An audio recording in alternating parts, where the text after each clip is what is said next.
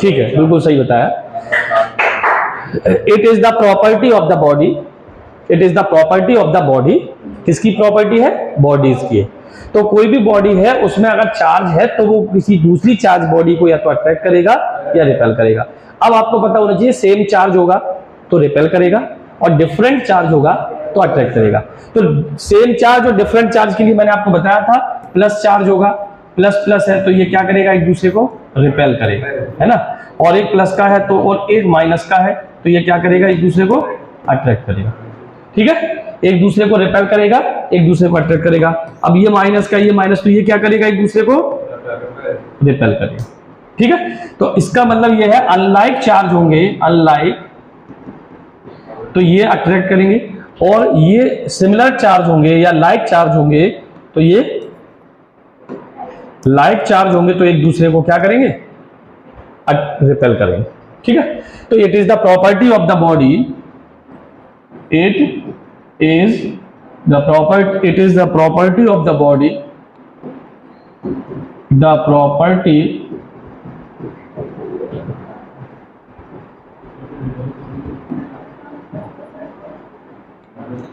it is a property of the body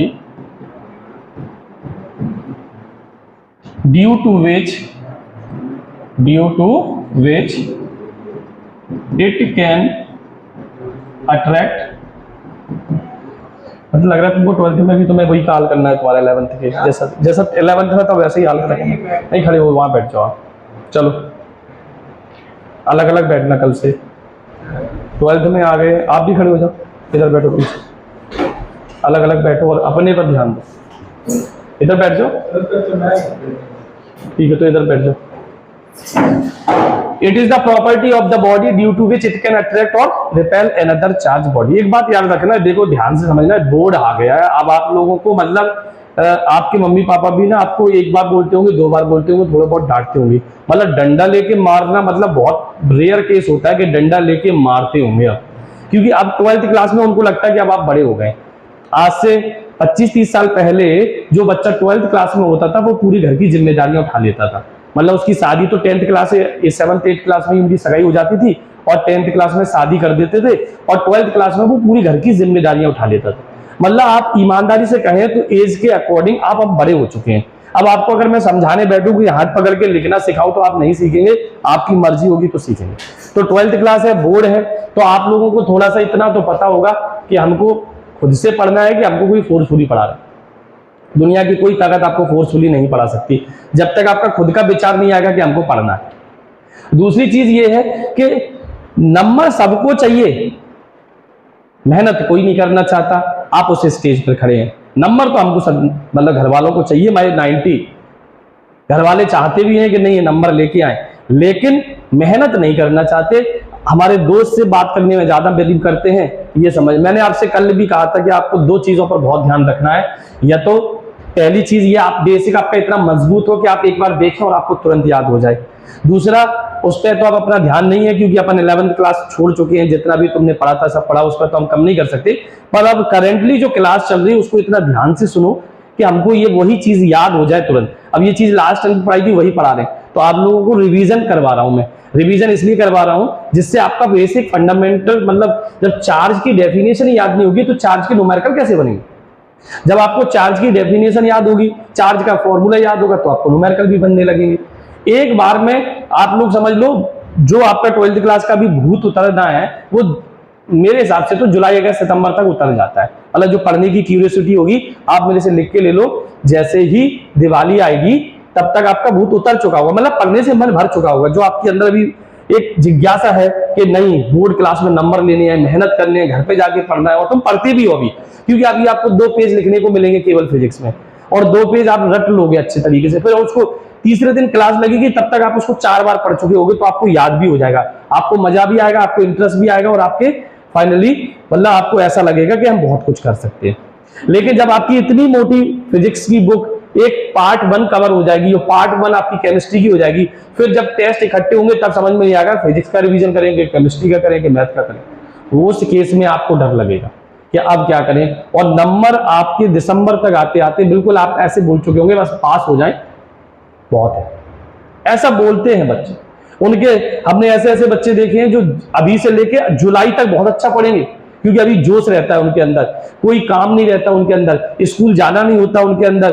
chemistry के भी 2 page लिखाए सर ने, फिजिक्स के भी 2 पेज रट के फेंक देते हैं, ऐसा लगता है कि वही न्यूटन बन गया आज। लेकिन जैसी दिवाली आएगी ना, इतनी फिजिक्स हो चुकी है, अब आप उसको पन्ना पलटोगे समझ में नहीं आएगा कि जे पढ़ूं कि कल का पढ़ूं कि पीछे का पढ़ूं कि संडे का पढ़ूं, क्या पढ़ूं पता नहीं। तो वहीं आपको बहुत दिक्कत आएगी। या तो आपका फंडामेंटल बेसिक आपका इतना मजबूत हो कि आपको यहां देखने की जरूरत नहीं पड़ी, सब आता है पहले से, तो कोई दिक्कत नहीं। तो क्लास में बात तो बिल्कुल अलाउड नहीं है, ये अभी मैं आपको बता देता हूं। अगर आप बात करोगे तो 11th नहीं है, बोर्ड है, तो मैं आपको साफ साफ मना कर देता हूं कि बात करने के लिए आया तो बिल्कुल नहीं पढ़ाऊंगा। मतलब तरीके से आपको यहां पूरा देखना है कि मैं क्या बोल रहा हूं और क्यों बोल रहा हूं, ठीक है ना। तो जैसे मैंने बोला इलेक्ट्रिक चार्ज क्या होता है, तो आपने पढ़ा इलेक्ट्रिक चार्ज बॉडी की प्रॉपर्टी होती है जिसकी वजह से वो बॉडी किसी दूसरी बॉडी को अट्रैक्ट और रिपेल कर सकती है। किसको अट्रैक्ट और रिपेल कर सकती है? Another charged body. और इसको हम क्यू से डिनोट करते हैं। किससे डिनोट करते हैं? It is denoted by Q. इसका फॉर्मूला क्या होता है? That is Q equal to I into T. इसमें ये क्यू हमारा चार्ज है, आई करंट है और टी टाइम, ठीक है, टी टाइम है।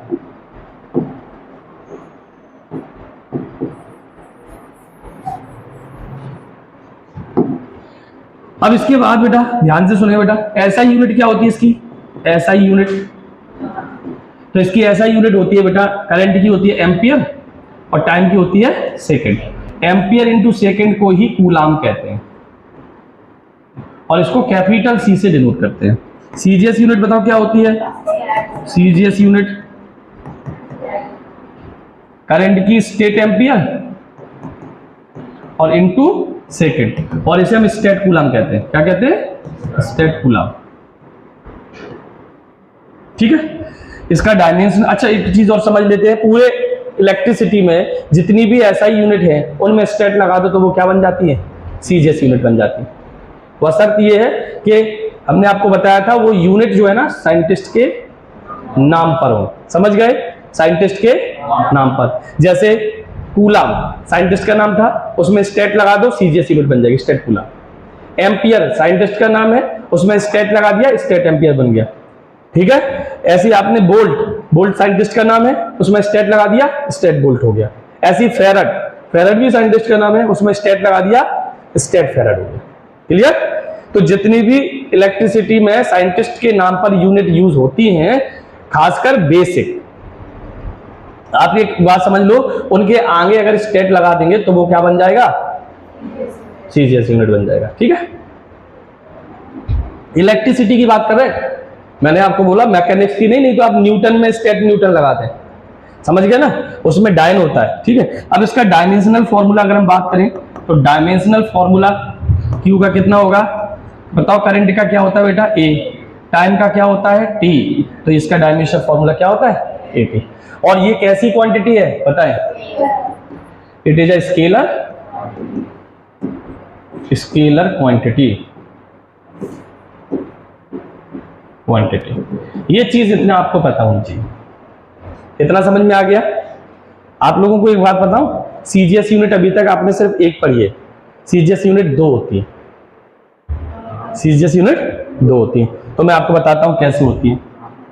देखो, सीजीएस यूनिट जब भी आप पढ़ोगे ना, पूरी इलेक्ट्रिसिटी में 2 सीजीएस यूनिट होंगी, है ना। एक होती है ईएसयू और एक होती है ईएमयू, ठीक है। सीजीएस यूनिट कितनी होती है? एक ईएसयू और एक ईएमयू। अभी तक आपको ये नहीं बताया था किसी ने, लेकिन मैंने आपको बता दिया। हमारी सीजीएस यूनिट, कुछ लोग क्या करते हैं, सीजीएस यूनिट ईएमयू वाली बता देते हैं, पर आप कहोगे हमारे सर ने तो स्टेट कूलम बताइए और वो बता रहा है एफ कूलम। वो आपसे बोलेगा चार्ज की सीजीएस यूनिट एफ कूलम है। क्या है? F coulomb.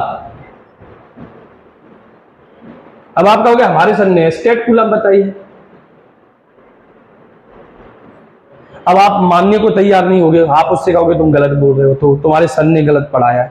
नहीं, गलत नहीं पढ़ाया। सीजीएस यूनिट 2 होती है, उसने ये बताया आपको और आपने ये बताया, दोनों सही है। बस फर्क सिर्फ इतना है, ये है हमारा इलेक्ट्रोस्टैटिक यूनिट में, इलेक्ट्रोस्टैटिक यूनिट में ये हमारा क्या है बेटा, state coulomb, state coulomb charge का, स्टेट एम्पियर, और यहां एव लग जाता है, क्या लग जाता है बेटा, एव कूलम। अब अगर मैं आपसे बोलूं इसमें से बड़ा कौन है, सीजीएस यूनिट कौन सी बड़ी है, ये बड़ी है या ये बड़ी, तो मैं आपको बता देता हूं ये आपकी बड़ी होती है।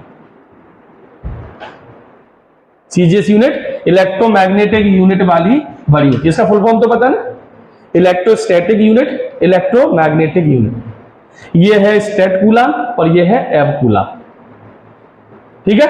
अब कितनी बड़ी होती है, तो बेटा ये भी चीज समझ लो, एक कूलम में 3 × 10⁹ स्टेट कूलम होते हैं। एव कूलम, एक कूलम में इतने स्टेट कूलम होते हैं, इसका मतलब कूलम बड़ा है स्टेट कूलम, कूलम बड़ा है, एक कूलम में इतने स्टेट कूलम है कि नहीं।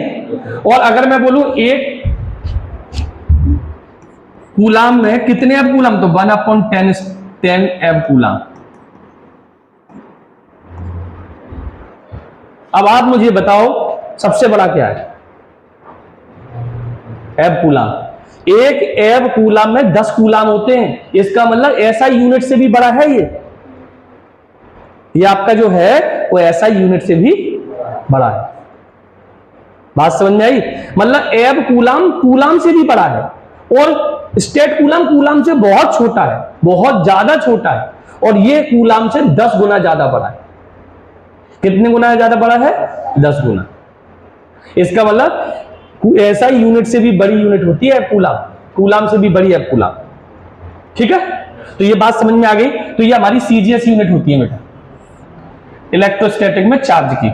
इसके बाद मैंने आपको बताया था चार्ज के टाइप्स, तो types of charge, types of charge. तो चार्ज कितने टाइप का होता है, एक होता है हमारा पॉजिटिव चार्ज, पॉजिटिव चार्ज, और एक हमारा होता है नेगेटिव चार्ज, ठीक है ना, नेगेटिव चार्ज।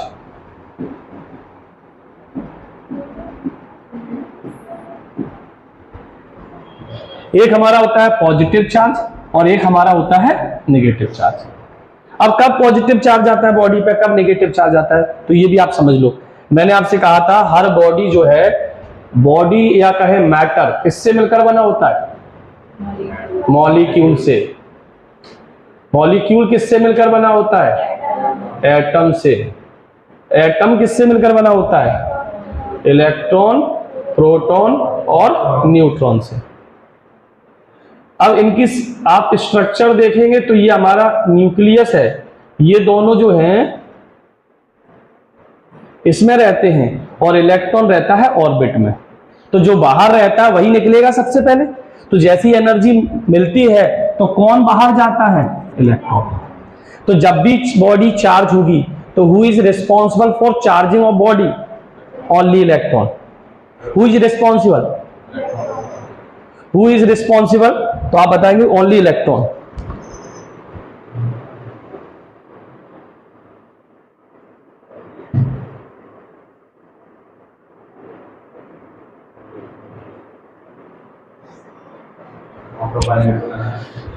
समझ गया ना।